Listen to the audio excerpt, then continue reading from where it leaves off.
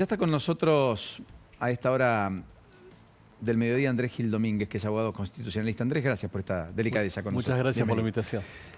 ¿Hay opción de judicializar lo que deja firme el Congreso respecto al rechazo al veto presidencial sobre la emergencia en materia de discapacidad? ¿Pesa alguna endija por la cual el Ejecutivo podría entrar a ese tema, como lo ha dicho o no? Ninguna.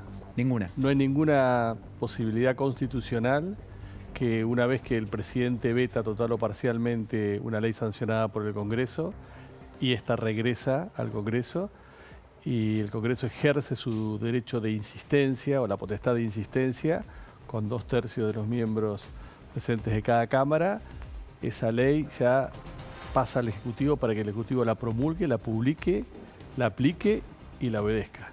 Y si no lo hace, tendrá que hacerse cargo de las consecuencias penales y políticas que esta desobediencia trae. Aguárdenme un minuto. Me dicen que está Carmen Álvarez Rivero en línea, la senadora de la provincia de Córdoba. Senadora, enorme gusto. ¿Cómo le va? ¿Qué dice? Buenas tardes. ¿Cómo le va, Paulino? Un placer. Gusto. Lo mismo digo. Ha pedido hablar con nosotros, me dice el equipo de... No, yo ya que me nombran, Sí. digo, me pueden llamar, estoy acá viéndolos. Bueno, primero muchas gracias por eso. Respecto a la mención que hicimos, fue una mención descriptiva de que usted acompañó lo que es la Libertad Avanza, totalmente. votando en para contra que sepan, de la para que sepan que yo los miro. Muy bien, bueno, está muy bien, yo le agradezco por eso, pero digo, ¿qué hay para decir, digamos, por qué se opuso acá yo, que desde el 1 de enero de este año estoy pidiendo que se actualice el valor del arancel, porque hay todo un sistema alrededor de la discapacidad que ya tiene ley, que ya funciona y no se puede demorar más y hay que actualizarlo. La nueva ley ni siquiera es que la cambia completa, porque esta ley de emergencia hace un par de retoques. Nosotros necesitamos que se actualice el arancel y también porque para cuidar y asistir a las personas con discapacidad tenemos que sacar a todos aquellos que se han metido por la ventana y abusan del sistema y le están consumiendo el crédito a los que lo necesitan. Eso... Pero, senadora, ¿no son dos cosas que corren por andaniveles distintos? O sea, por un lado está la ley... Las dos cosas hay que hacerlas. Las dos cosas hay que hacerlas. Está bien, pero como dice el gobierno lo está haciendo, ¿no? Digo, el recorte, por lo menos la auditoría, ¿o no? El gobierno está con la auditoría. No sé yo cómo va ese camino. Mal. Pero no ha aumentado los aranceles. Yo por eso, a pesar de que realmente yo creo que esta ley no hacía falta... Sí hace falta.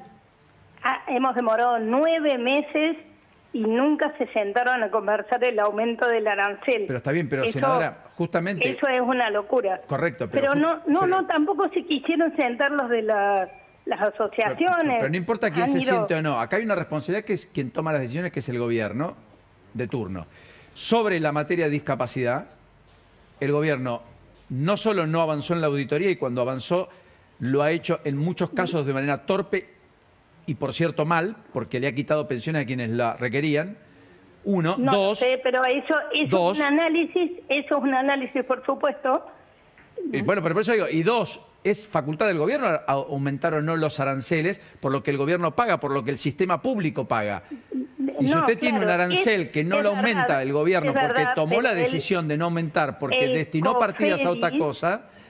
El Congreso tiene derecho a decirle, mire, señora, acá no, porque es una facultad de los que legislan, senadora, ¿correcto? Y entonces, después desconozco si es la mejor o peor ley. Realmente no era necesario, se podía hacer esa discusión dentro del marco de la ley, que si quieren es una ley que tiene 30 años, se puede actualizar, no es que esté mal. Lo que pasa es que para discutir una ley y actualizar una ley, no es esta ley. Porque esta ley está buscando otro objetivo. Por eso me parece que distintos objetivos, pero por ejemplo, yo he conversado con la gente de las asociaciones y no querían sentarse a conversar del arancel, que eso es el meollo, al menos de las organizaciones, de los profesionales y de las personas con discapacidad de Córdoba. ¿Quién no se va a querer sentar si justamente lo que están pidiendo es una actualización de los aranceles? Bueno, usted puede seguir las comisiones que hemos tenido en el Senado y no quisieron conversar del aumento de aranceles. Eso fue una constante. De todas maneras, senadora, independientemente... como la solución es esa, yo digo, hay que pedir eso y tenemos que lograr que se aumente el arancel. ¿Y la facultad de quién es? ¿Cómo? ¿De quién es la facultad de aumentar el arancel? Por supuesto que está en manos del ministro Lugones y yo hágalo. Me he dirigido al ministro. Si no lo hace el ministro Lugones, el Congreso le dice, lo emplaza, hágalo. Claro, pues es el segundo año, senadora, que está el país sin presupuesto. Como no hay presupuesto, única vez en la historia democrática que un gobierno gobierna 2 años sin presupuesto público. La primera vez en la historia, ¿correcto? ¿Estamos de acuerdo, senadora? Sí, yo que estoy hace 4 años, personalmente, nunca discutí el presupuesto, porque la primera vez que se ve que era ingenua, nos atropellaron y no nos condujeron a que no bajáramos a dar quórum y a no dar esa discusión. Está bien. Pero no importa, me pasó por verde. Bueno, está bien, pero hubo presupuesto aplicado por la mayoría de la composición de las cámaras y del cuerpo. Por una mayoría que se imponía de una forma que está muy lejos de lo deseable. Bueno, pero no importa, pero hubo presupuesto, con las mayorías que constituyó la gente, con el voto popular, en virtud de los senadores y diputados que eligió. Eso es lo que en democracia rige. Ahora hace 2 años que no hay presupuesto. Y quien tiene que ajustar los aranceles se niega porque dice que rompe el superávit fiscal. Creo que el Congreso hizo algo bastante lógico. Si hay algo al alcance de la mano para poder tender puentes con un sector vulnerable, que está en una situación delicada y que no está teniendo el nivel de prestaciones necesarias, bueno, puede intervenir. Y es lo que ha hecho. En cuanto a la posibilidad de aumentar ese arancel, existen órganos como el Consejo Federal de Discapacidad, como... ¿Quién lo conduce? ¿Cómo? ¿Quién lo conduce? Bueno, pero lo conforman distintas organizaciones. Pero lo conduce el ministro Lugones. No tiene facultad. Pero no tiene facultad para aumentar tampoco. La facultad es de presupuesto del gobierno, de la autoridad competente. Tienen que sentarse y no lo hicieron. Yo digo, a mí lo que más me desespera es que si esta ley no funcionó hasta el momento, ¿quién nos garantiza que va a funcionar la siguiente? Pero si nosotros hacemos que las instituciones funcionen realmente... Pero es que está muy bien, pero es que no hay una nueva ley. Está bien, pero no hay una ley, senadora. Hay una emergencia, solo se declara una emergencia para poder trabajar en el marco de esa emergencia. Existe hace mucho la emergencia. Está bien, pero no estaba declarada, ahora sí. Yo le digo, estoy hace 4 años y desde que llegué, la actualización del arancel es lo que me solicita el Contralengo Don Orione, la Fundalep, todas las organizaciones más importantes de Córdoba, porque estaban retrasadas al 100% esos aranceles. Entonces, la emergencia, le diría, es permanente en este sector.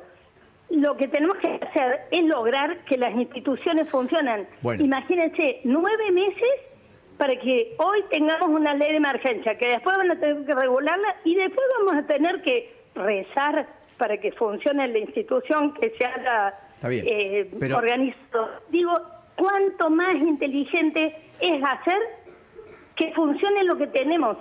Está bien, pero eso depende de alguien que no quiere que funcione. Es del Ejecutivo, no del Legislativo. Si nosotros creemos que solo depende del Ejecutivo, paralizamos una sociedad, y no es verdad. Si esto tiene que ser pero justamente porque no todo depende del Ejecutivo y de responsabilidad de todos, los senadores mayoritariamente por 64 votos, ese es un camino, por 63 tomaron una decisión que usted no la haya tomado. Es un camino es válido. por la ley, por una ley nueva y por supuesto que senadora, es un camino posible. Primero, gracias por mirarnos. Segundo, gracias por intentar cambios. Y tercero, buen viernes, muy gentil. Bueno, hasta luego. Termina bien el día. Muy bien, ahí está. Y todo empezó por un derecho a réplica, ¿te acordás? A todo esto, ¿no? Sí, exactamente. Caso de Ian Mocho, porque lo veo... Que justamente Gil Domínguez es el abogado. Sí, ¿no? pero no voy a hablar de eso, es un capítulo que yo ya cerré, aunque jurídicamente... Está abierto todavía jurídicamente. Está abierto. ¿La apelaron ya? Está apelado, ya tenemos sala en la Cámara Federal de La Plata, se le dio una vista al defensor de menores previo y después va a entrar autos para resolver. ¿Qué alega usted en esa apelación? Ya que está, ¿me permitís, Sí, Paulina? sí, claro, por supuesto. Bueno, en primer lugar que el presidente actuó como presidente, no solamente porque la Constitución establece que es 24/7 presidente, sino porque la red social X solamente le otorga la tilde gris a quien acredita ser presidente, que a través de un retuiteo que el presidente acepta y amplía, agravió los derechos de Ian y que de esta manera se está vulnerando la Constitución, los tratados sobre derechos humanos, que protegen especialmente a los niños y a las personas con discapacidad y que la reparación de este agravio es que el presidente borre ese retweet, ese reposteo y que se abstenga de seguir tratándolo en las redes sociales ahí de la misma manera. Ahí el juez dice que en realidad todo el agravio fue hacia mí, por lo tanto que no hay ninguna alusión a él. Lo que pasa es que las fotos fueron la de él con Massa, Cristina Fernández de Kirchner y conmigo, ¿no? Bueno, en realidad a vos te asignan el mote de ser el organizador de una operación de desestabilización, con todo lo que nosotros sabemos vos que sos es el operador.